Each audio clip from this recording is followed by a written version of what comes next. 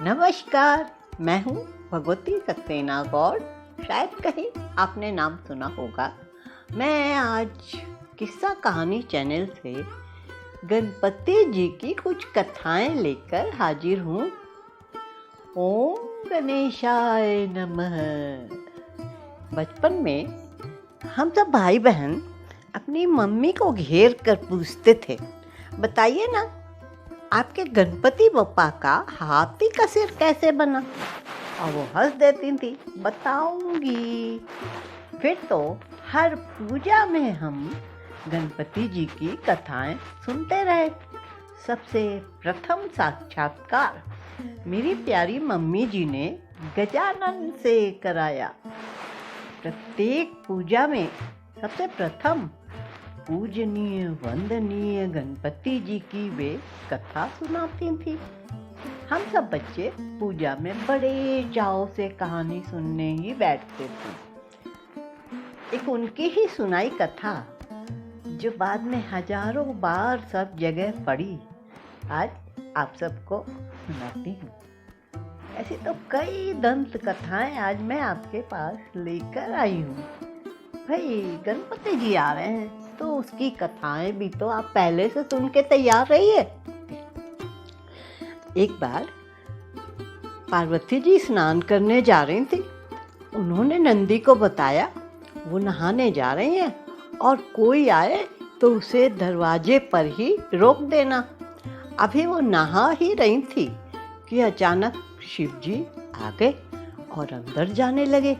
नंदी ने उन्हें रोकने का प्रयास किया, किंतु शिव जी यह कहकर अंदर बढ़ गए, कोई जरूरी काम है। स्नान कर रही माता पार्वती उन्हें देख लज्जा से सिकुड़ गई। माता पार्वती को लगा कि नंदी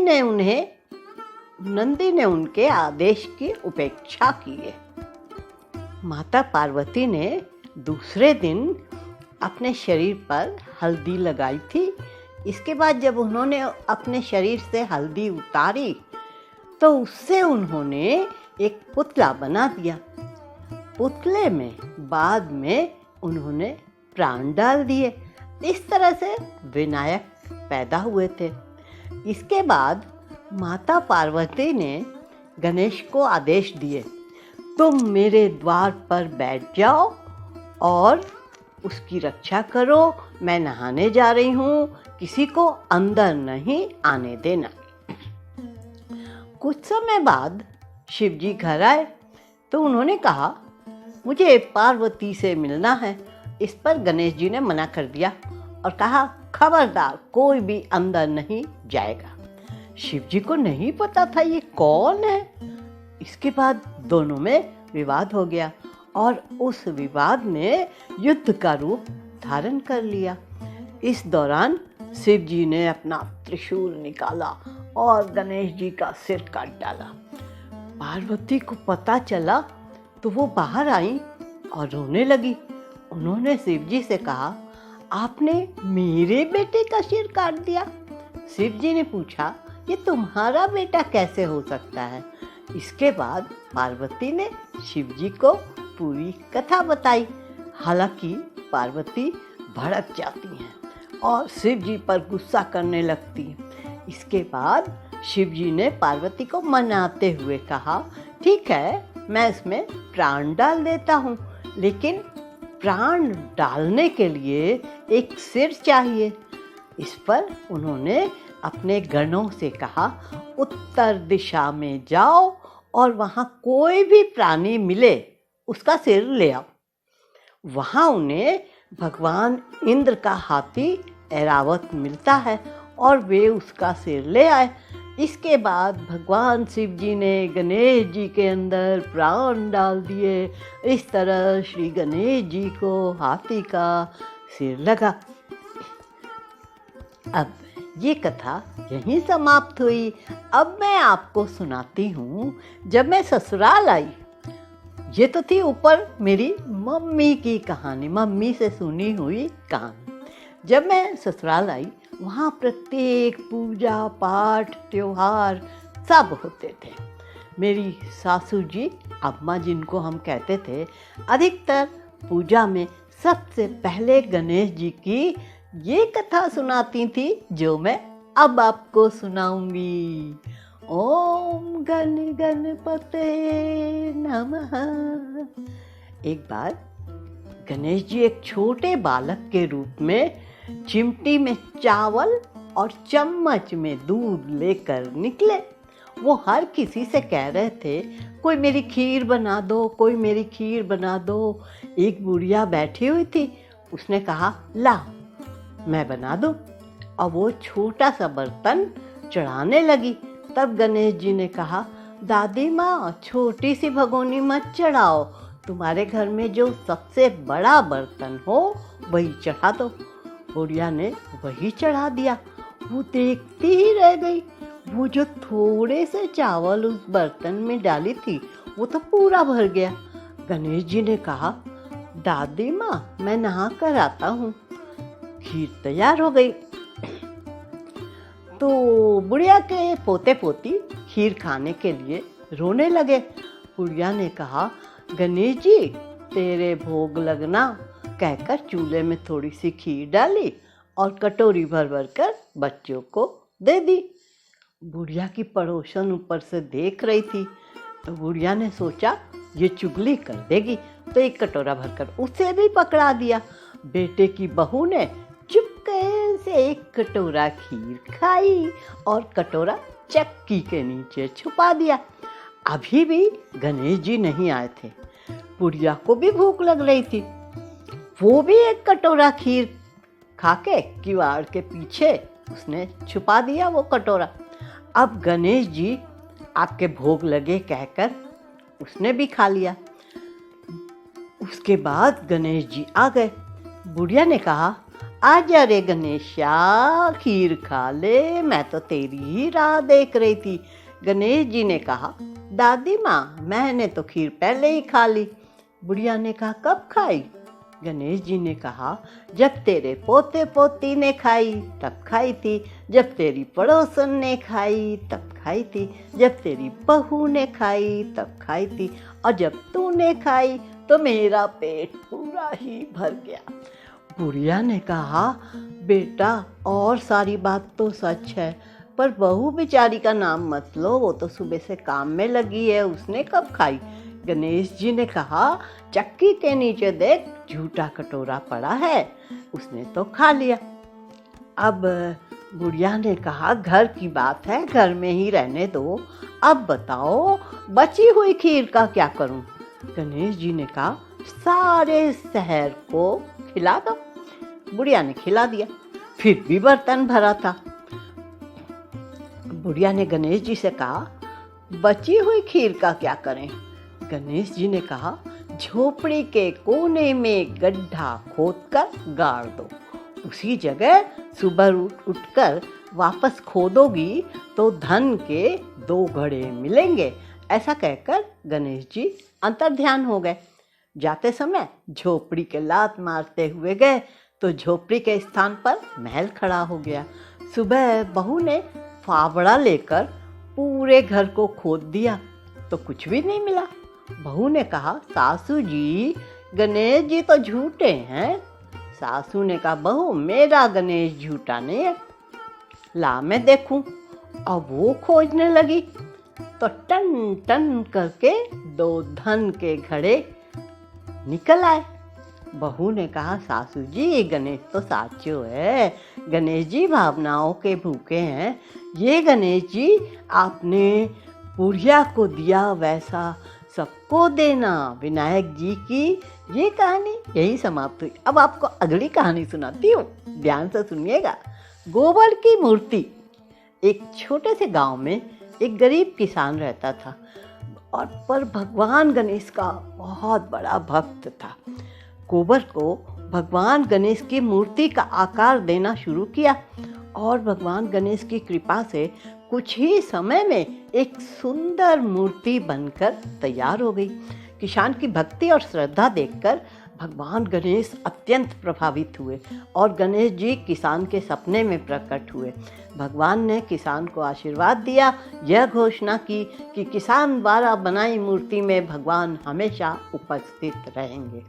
अब एक मिट्टी के गणेश, ये कहानी सुनिए।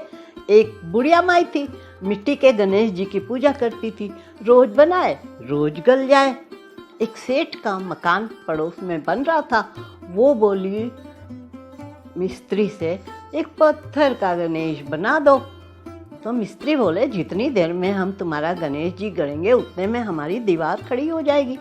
बुढ़िया बोली, राम करे तुम्हारी दीवार टेढ़ी हो जाए। अब उनकी दीवार टेढ़ी हो गई। वो चिने अठाधे में, चिने अठाधे में, इस तरह करते करते शाम हो गई। शाम को सेठ आया। उसने कहा, आज काम नहीं किया कुछ? वो कहने लगे, एक बुढ़िया आई थी, वो कह रही थी मेरा पत्थर का गणेश गढ़ दो। हमने नहीं गढ़ा, उसके बाद से हर दीवार टेढ़ी हो जा रही थी। सेठ ने उस बुढ़िया को बुलाया। सेठ ने कहा, हम तेरा सोने का गणेश गढ़ देंगे, हमारी दीवार सीधी कर दो। सेठ ने बुढ़िया को सोने का गणेश गढ़वा के दिया। सेठ की दीवार सीधी हो गई। जैसे सेठ की दीवार सीधी, वैसी सबकी करना। जय गणेश। अब पूजा से प्रसन्न एक कहानी। एक बुढ़िया थी, वो बहुत ही गरीब और दृष्टिहीन थी। उसने एक बेटा और उसके बहू थे। वो बुढ़िया सदैव गणेश जी की पूजा करती थी। एक दिन गणेश जी प्रकट होकर उससे बोले, बुढ़िया माँ, तू जो चाहे मांग ले। बुढ़िया बोली, मुझे मांगना नहीं आता, कैसे और क्या मांगूं? गणेश जी बोले, जा बहू बेटे से पूछ कर मांग ले। गणेश जी कहते हैं, तू कुछ मांग ले, बता मैं क्या मांगूं? पुत्र ने कहा, माँ तू धन मांग ले। बहू ने कहा, माँ तू नाती मांग ले। तब बुढ़िया ने सोचा, ये तो अपने मतलब की बात कर रहे हैं। बुढ़िया, तू तो थोड़े दिन जिएगी, क्यों तू धन मांगे, क्यों नाती मांगे? तू तो अपनी आंखों की राशि मांग ले, आंखों की रोशनी मांग ले। इस पर बुढ़िया बोली, यदि आप प्रसन्न हैं तो मुझे 9 करोड़ की माया दें, निरोगी काया दें, अमर सुहाग दें, आंखों की रोशनी दें, नाती दें, पोता दें और सब परिवार को सुख दें, अंत में मोक्ष दें।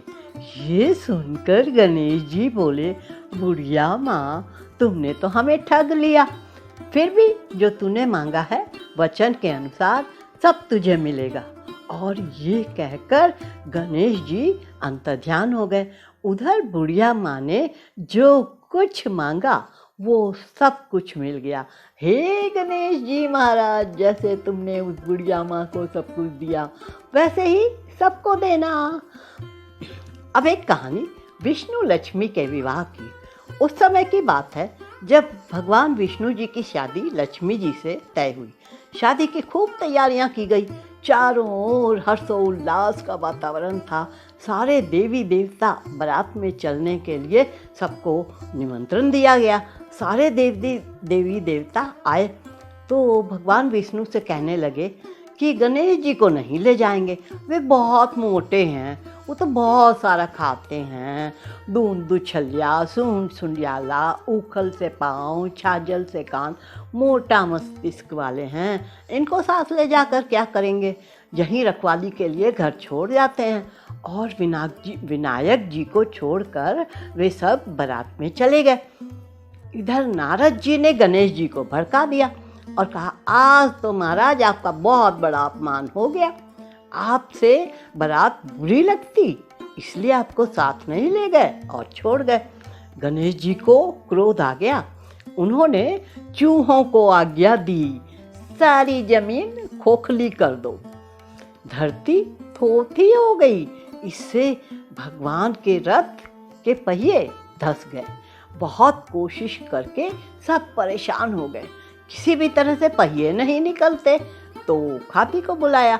खाती आया, सारा दृश्य देखा, पहिए को हाथ लगाकर बोला, जय गजानन जी। और इतने में तुरंत रथ निकल गया। सब देखते रह गए। सबको बड़ा आश्चर्य हुआ। उन्होंने पूछा, तुमने गजानन जी को क्यों याद किया? खाती बोला, गणेश जी को सुमरे बिना कोई काम सिद्ध नहीं होता। जो भी सच्चे मन से गजानन जी को याद करता है उसके सब काम बड़ी आसानी से सिद्ध हो जाते हैं। सब सोचने लगे, हम तो गणेश जी को ही छोड़ आए उन्हें अपनी गलती का एहसास हुआ और एक जने को भेजकर उन्होंने गणेश जी को बुलवाया और गणेश जी से माफ़ी मांगी। पहले गणेश जी का रिद्धि सिद्धि से विवाह करवाया, फिर भगवान विष्णु का लक्ष्मी जी से विवाह हुआ। सभी बहुत ही खुश थे। तभी से कोई भी शुभ काम हो शुरू करने के पहले विनायक जी का स्मरण किया जाता है। जैसे भगवान का काम सिद्ध किया वैसे सबका करना। जय गणेश भगवान। वक्रतुंड महाकाय सूर्यकोटि संप्रभ निर्विघ्नं कुरु मे देव शुभ कार्येषु सर्वदा। ओम गणेशाय।